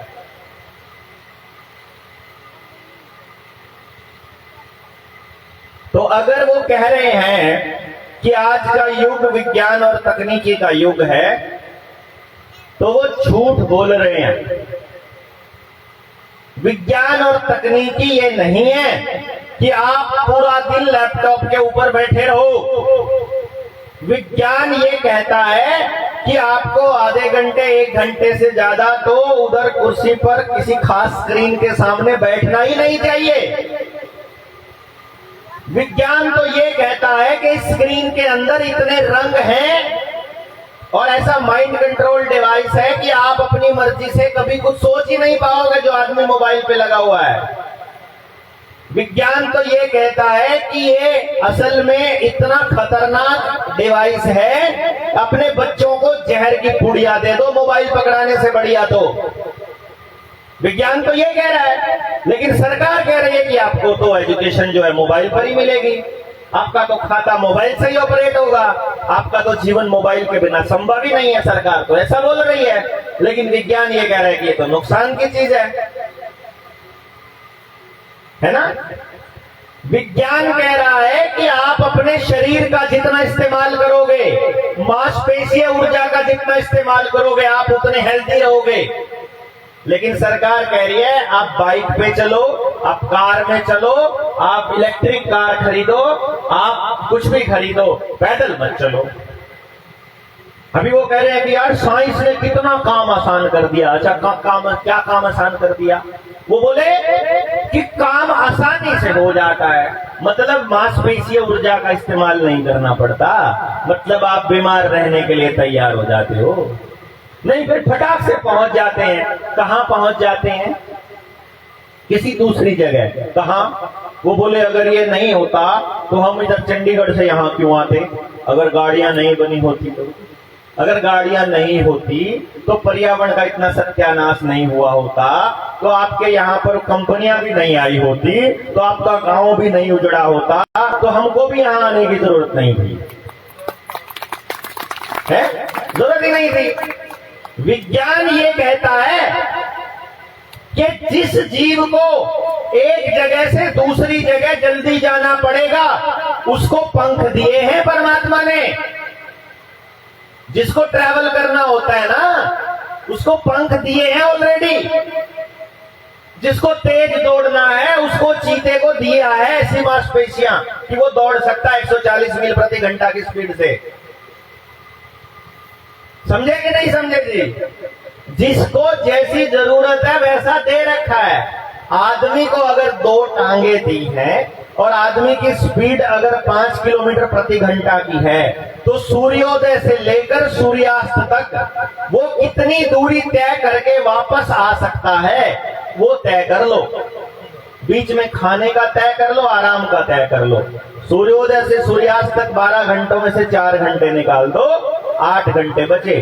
1 घंटे में 5 किलोमीटर तो 40 किलोमीटर का सफर, यानी 20 किलोमीटर जाना, 20 किलोमीटर आना। इसका मतलब 20 से 30 किलोमीटर तक ट्रैवल करने तक तो ठीक है आदमी का।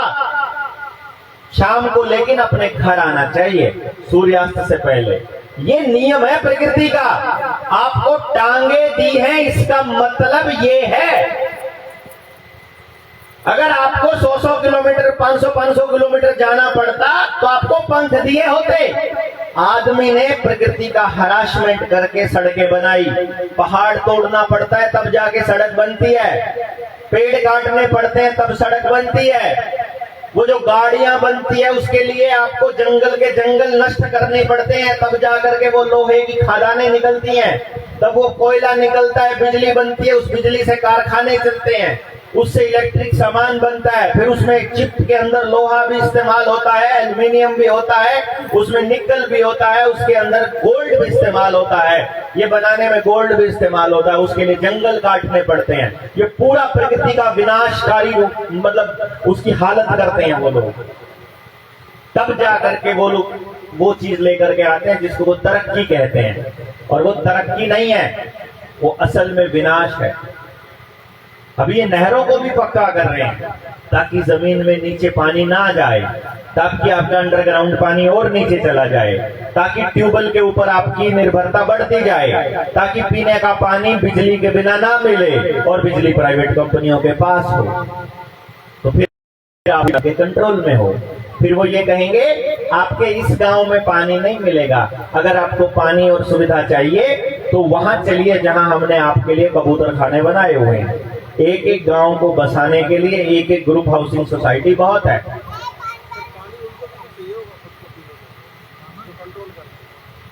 वो अपना जुगाड़ करके बैठे, उनकी चिंता ना करो, अपना देखें।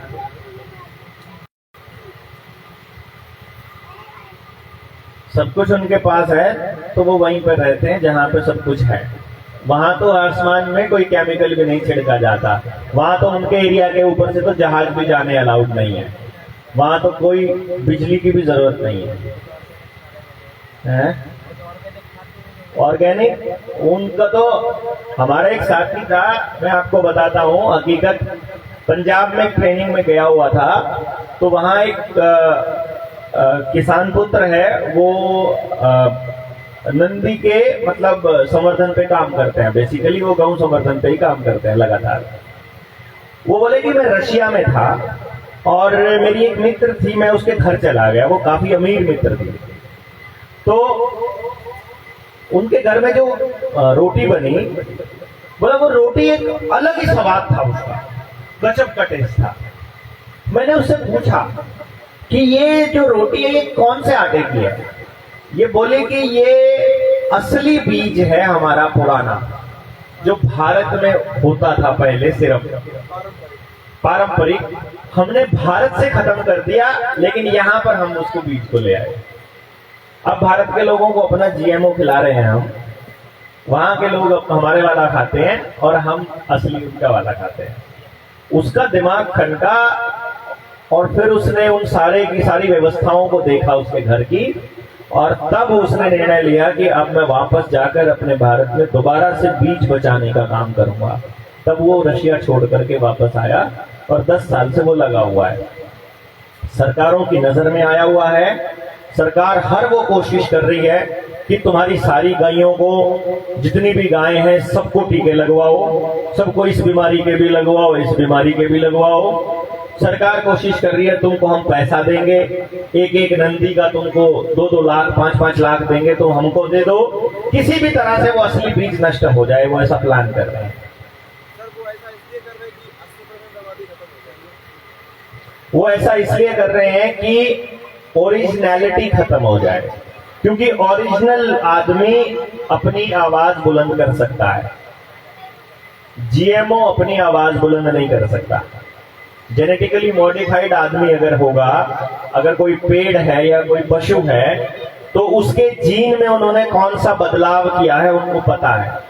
उस जीन में क्या है जिसका कौन से केमिकल के साथ रिएक्शन होके वो कब खत्म हो जाए उनको मालूम है एक्चुअली। तो आपको खत्म करना बड़ा आसान है फिर उनके लिए। 80% तो खत्म हो जाएगा, उनका बाजार भी तो खत्म हो जाएगा। बाजार, देखिए ये तो डिबेट का इशू है, ये तो आप लिख करके आप मुझे देंगे तो ज्यादा आसान रहेगा। बाजार में से उनको क्या चाहिए होता है? पैसा मिल गया। अब बाजार खत्म हो जाएगा, उनका पैसा भी तो खत्म हो जाएगा। किसने कहा कि उनको आपका पैसा चाहिए? उनको आपका पैसा नहीं चाहिए भाई। जब पैसे से उनको क्या करना है? अपनी लाइफ अरे वो तो उनकी ऑलरेडी इतनी अच्छी है यार, उनकी लाइफ में क्या क्या हो रखा है। बाद में जब 80% खत्म हो जाए, जिससे वो कमाई कर रहे हैं, उनका कमाई का जरिया अरे कमाई से क्या करेंगे वो पैसे से क्या करना है उनको? लाइफ को जी रहे हैं, उसको मेंटेन करने के लिए। क्या क्या चाहिए मेंटेन करने के लिए? वो हवाई जहाज से उड़ रहे हैं, रह रहे हैं, अच्छा खा रहे हैं। क्या चाहिए उसके लिए? हवाई जहाज से उड़ने के लिए क्या चाहिए? तेल चाहिए, तो तेल पे उन्हीं का तो कंट्रोल है। अनाज उगाने के लिए जमीन चाहिए, जमीन उनके पास है। बाकी सामान के लिए सोना चाहिए, वो खदान उनके पास है। कोयला उनका, सोना उनका, तेल उनका, जहाज उनका, सड़क उनकी, जंगल उनके, खेत उनके। तो आप किस लिए चाहिए? बाजार किस लिए चाहिए उनको? बाजार तो इसलिए चाहिए क्योंकि उन चीजों पे कंट्रोल नहीं है, तो बाजार चाहिए ना उनको खरीदने के लिए। जब खरीदने के लिए नहीं, खरीदना तो तब होगा ना जब वो आपका होगा। जंगल आपका है तो जंगल से कुछ खरीदना पड़ेगा, जंगल ही उनका होगा तो खरीदना थोड़ी है कुछ उनको। फिर बाजार का क्या करना है उनको? आपके रुपए क्या, ये कागज का टुकड़ा उनको थोड़ी ना चाहिए जब असली सोना उनके पास पड़ा है, पहाड़ पड़ा है सोने का पूरा। ये तो आपको तो क्या है, ये 3 रुपया खर्च होता है 1 रुपया में बनने में, और डिजिटल है तो 1 रुपया भी नहीं खर्च होता है यार, 1 पैसा भी खर्च नहीं होता है। आपकी पूरे दिन की मेहनत लगती है, उनके लिए तो एक टक बटन लगता है। तो आपको तो पूरा का पूरा कागज पूरा फर्जीवाड़ा दिया गया है। पेपर जो आपको पैसा लगता है, पैसा थोड़ी है ये जो आपको दे रखा है। किसी को लगता है ये पैसा है, आप मानते हो ये पैसा है। करें प्रूफ? कल हम पैसे पे ही करेंगे चर्चा कि आपको जो पैसा जिसके पीछे आप दौड़ रहे हो, ये पैसा नहीं है, ये धन नहीं है। देखो आपके घर में कभी सफाई की आपने? किस किस ने सफाई की अपने घरों में? मतलब घर वालों ने या घर में सबने किया? आधे वाले तो करते ही नहीं है, घर की सफाई नहीं हुई कभी, उनके तो हाथ ही नहीं उठते। अरे नहीं भैया, घर के अंदर जब हम सफाई करते हैं तो उसमें कुछ सामान ऐसा निकलता है जिसको हम कबाड़ बोलते हैं। बोलते हैं कि नहीं बोलते हैं? उसमें क्या क्या होता है? पॉलिथीन होते हैं, उसमें बोतल होती है खाली, उसमें लोहे का होता है, एल्यूमिनियम का होता है, लकड़ी का होता है, और कागज होता है, अखबार वगैरह एंड ऑल। ये सब होता है ना कबाड़ में, जिसको हम कबाड़ बोलते हैं। ठीक है? अरे हाँ कि ना? हाँ। फिर एक दिन गली में कोई आदमी आता है कबाड़ी वाला, फिर वो कबाड़ी वाले को आप बुलाते हो, फिर वो सामान उसको तोलते हो। वो तोल के आपको क्या देता है? पैसा देता है। कबाड़ के बदले कौन पैसा देगा भाई? भाई 2 रास्ते हैं, कबाड़ के बदले या तो कबाड़ मिलेगा आपको, या अगर वो धन दे रहा है आपको तो इसका मतलब वो जो आपने दिया वो कबाड़ नहीं था, वो धन था, है ना? यानी कि आपका धन था, वो पेपर जो कागज है वो धन है, उसके कुछ ना कुछ कीमत है। जिस चीज की कुछ कीमत है, जिस चीज का कोई ना कोई उपयोग है, वो धन है। क्यों जी? कबाड़ तो वही है जिसका कोई उपयोग नहीं है, वो बेकार है, बेकार है। तो अब आपके पास में जो धन है वो क्या क्या है? जमीन सबसे बड़ा धन। दुनिया का कोई भी उद्योग, दुनिया का कोई भी उद्योग बिना जमीन के संभव नहीं। वो जमीन पे होता है वो तो अलग बात है, लेकिन जमीन के बिना, यानी उस उद्योग में जो भी कच्चा माल इस्तेमाल होगा वो कहां से आएगा? जमीन से आएगा। चमड़े का उद्योग है, वो कहां? उसके लिए जानवरों की खाल चाहिए। जानवर कहां से खाना खाते हैं? जमीन से। कपड़े का उद्योग, कपास चाहिए, कपास कहां होगी? जमीन में। लोहे का उद्योग, लोहा कहां से मिलेगा? जमीन से। एल्यूमिनियम जमीन से, सोना जमीन से, चांदी जमीन से। खाने का हो, पीने का हो, पहनने का हो, पानी का हो, कुछ भी हो, कहां से मिलेगा? जमीन से। यानी सबसे बड़ी और सबसे मूल्यवान अगर कोई चीज है इस धरती पर तो वो खुद धरती है। समझ गए? इन्होंने व्यवस्था क्या बनाई कि जो गांव का आदमी है वो जमीन को बेकार कहना शुरू कर दे। वो कहते जमीन में कुछ नहीं रखा, खेत में कुछ नहीं रखा, और अगली पीढ़ी को ये कह दे कि खेती जो है ना बेकार काम है। वो खेती को घाटे का सौदा बना देंगे आपके लिए, जिससे कि किसान अपने बच्चे को खेती करने के लिए प्रेरित नहीं कर पाएगा। उससे बच्चा नौकर बनने के लिए कोई नौकरी ढूंढने निकलेगा, लेकिन वो खेती नहीं करेगा। अब कमाल की बात यह है कि वो जमीन जो आपके लिए तो बेकार है, जो कह रहे हो कि घाटे का सौदा है, लेकिन जो अंबानी, अडानी, टाटा, बिरला, जो दुनिया के बड़े अमीर हैं, जिनके पास सारे संसाधन हैं, उनको आपकी जमीन चाहिए, है कि नहीं? यानी कि अगर अमीरों को भी वो जमीन चाहिए तो इसका मतलब जो उनके पास है उससे भी महंगी चीज है जमीन। क्यों जी? जब अमीर को भी आपकी जमीन चाहिए तो फिर आप गरीब नहीं हैं अगर आपके पास अपना काम चलाने लायक जमीन है तो। लेकिन वो व्यवस्था बनाएंगे कि आपकी जमीन बिक जाए, या तो आप खुद बेच दो, या फिर वो एक्वायर हो जाए किसी तरह से भूमि अधिग्रहण में, या फिर आपके हालात ऐसे पैदा हो जाए कि आप खुद बेच करके भाग जाओ। और ये हर किसी के लिए कर रहे हैं। कमाल की बात तो ये है कि ये प्रत्येक व्यक्ति के लिए ऐसा कर रहे हैं। देख लो आप में से कितने लोग हैं जो अपने मूल स्थान से कहीं और रहते हैं, शहर में जाकर या दूसरे गांव में जाकर, है ना? और ये संख्या काफी है क्योंकि हम गांव में बैठे हैं, तब ये हालत है। अच्छा, कौन कौन है जो प्लानिंग कर रहा है कि शहर जाना ही पड़ेगा काम धंधे के लिए, पढ़ाई करने के लिए? किस किस को लगता है? अरे बताओ जिसको लगता है। मैं आपको सच्चाई बताता हूं, कुछ लोग जानबूझकर हाथ खड़ा नहीं कर रहे। मैं आपको सच्चाई बताता हूं। आपके गांव में एक चर्चा है, गांव में पढ़ाई अच्छी है?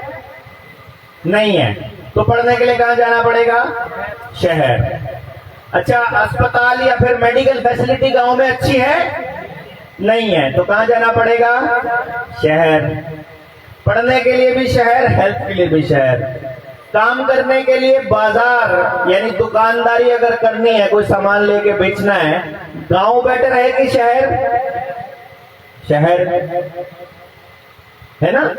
कोई फैक्ट्री खोलनी है तो बेटर क्या है? शहर। कोई और काम शुरू करना है तो क्या बेटर है? शहर। यानी सरकारें शहरों के लिए वो सुविधाएं देंगी, गांवों के लिए कभी नहीं देंगी।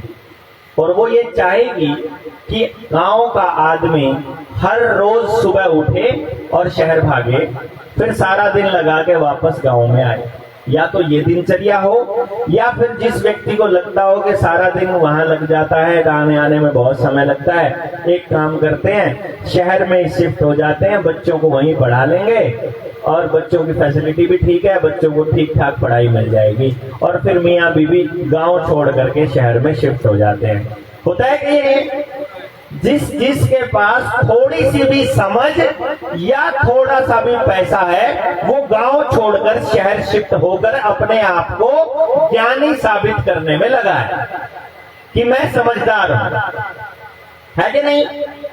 फिर थोड़े दिन हो जाते हैं, 5 साल 10 साल 15 साल, तो फिर वो वहीं का वोटर कार्ड बनवा लेता है, वहीं का ड्राइविंग लाइसेंस बनवा लेता है, और फिर वो वहीं का होकर रह जाता है और कहता है कि गांव में कुछ भी नहीं रखा। ऐसे रहता है, और धीरे धीरे गांव खाली होते रहते हैं। ये क्यों करना है उनको गांव खाली?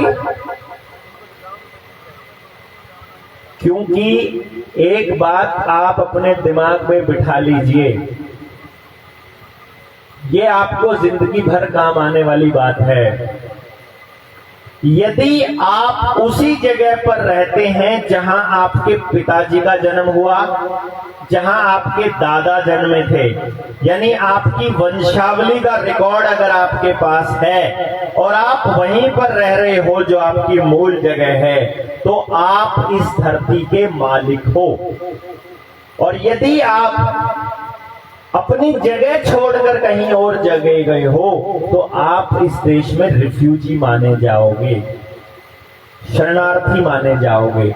यानी गांव छोड़कर शहर में जाने वाला हर आदमी रिफ्यूजी है। शहर हमारे देश की मूल व्यवस्था का हिस्सा नहीं है। शहर हमारे देश की व्यवस्था में कहीं पर एग्जिस्ट ही नहीं करता है। आई बात समझ में? हमारी व्यवस्था केवल गांव से है। इसीलिए मैं हमेशा बोलता हूं, और हर वो व्यक्ति जिसने भी भारत को समझा है वो यही बोलेगा कि भारत गांव में बसता है। असली भारत गांव है। गांव की संस्कृति ही भारत की संस्कृति है, और हर गांव की अपनी संस्कृति है। और जो व्यक्ति अपनी मूल संस्कृति के हिसाब से चलता है, जो प्राकृतिक व्यवस्था के हिसाब से चलता है, वो इस देश के अंदर नॉन जुडिशियल माना जाएगा, वो इस देश का मालिक माना जाएगा। उसके ऊपर कोई कानून लागू नहीं होता। कहीं लिखा हुआ है क्या?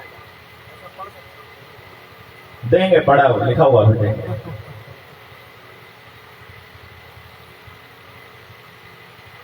सिर्फ इतना समझ लो कि जुडिशियल और नॉन जुडिशियल क्या होता है।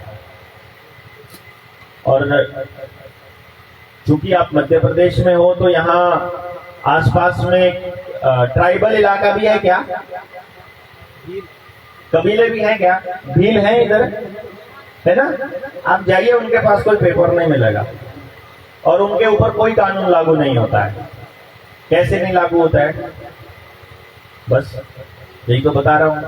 वो मूल है, उन्होंने अपनी जगह नहीं छोड़ी है। ये जो हसदेव के जंगल काटे जा रहे हैं, ये जो ट्राइबल लोगों के अंदर जो कबीलों को बर्बाद किया जा रहा है, आप में से किसी ने नाम सुना गांव कबीला? किस किस ने सुना है? बोलते हैं कि नहीं? गांव को गांव नहीं बोला जाता, या तो गांव को बोला जाता है गांव खेड़ा, या बोला जाता है गांव कबीला, कि हम गांव कबीले के आदमी हैं।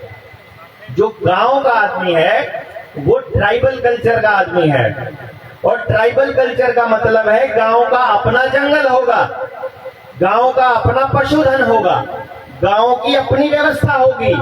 जब तक आपके गांव में पंचायत की व्यवस्था रहेगी, तब तक आपके गांव में पुलिस एंटर नहीं कर सकती। ये कानून ने, आप क्या कह रहे हो, लिखित में लिखा उन्होंने अपने लिए है, आपके लिए नहीं है। भारत के ऊपर कोई कानून लागू नहीं होता है। मैं आपको ये बता रहा हूं, भारत के नागरिकों पर कोई कानून लागू नहीं होता है। भारत का आदमी जुडिशियल नहीं है। हम भारत के हैं कि नहीं है? जिनके पास ड्राइविंग लाइसेंस, वोटर कार्ड, आधार कार्ड, राशन कार्ड, जन्म प्रमाण पत्र है, वो भारत का नहीं है, वो रिफ्यूजी है। आई बात समझ में? ये तो कैंसल होगा। हमने आपको कितने दिनों से चिल्ला चिल्ला के बोल रहे हैं, 1 लाख लोग समझे हुए लेकर के आओ, स्वराज घोषणा करेंगे, भारत की सरकार की घोषणा करेंगे। ये जो भारत सरकार है, जिसको आप सरकार बोलते हो, डिटेल में जाओ तो आपको पता चलेगा, जिसको आप सरकार बोलते हो वो एक्चुअली रानी का बनाया हुआ ट्रस्ट है।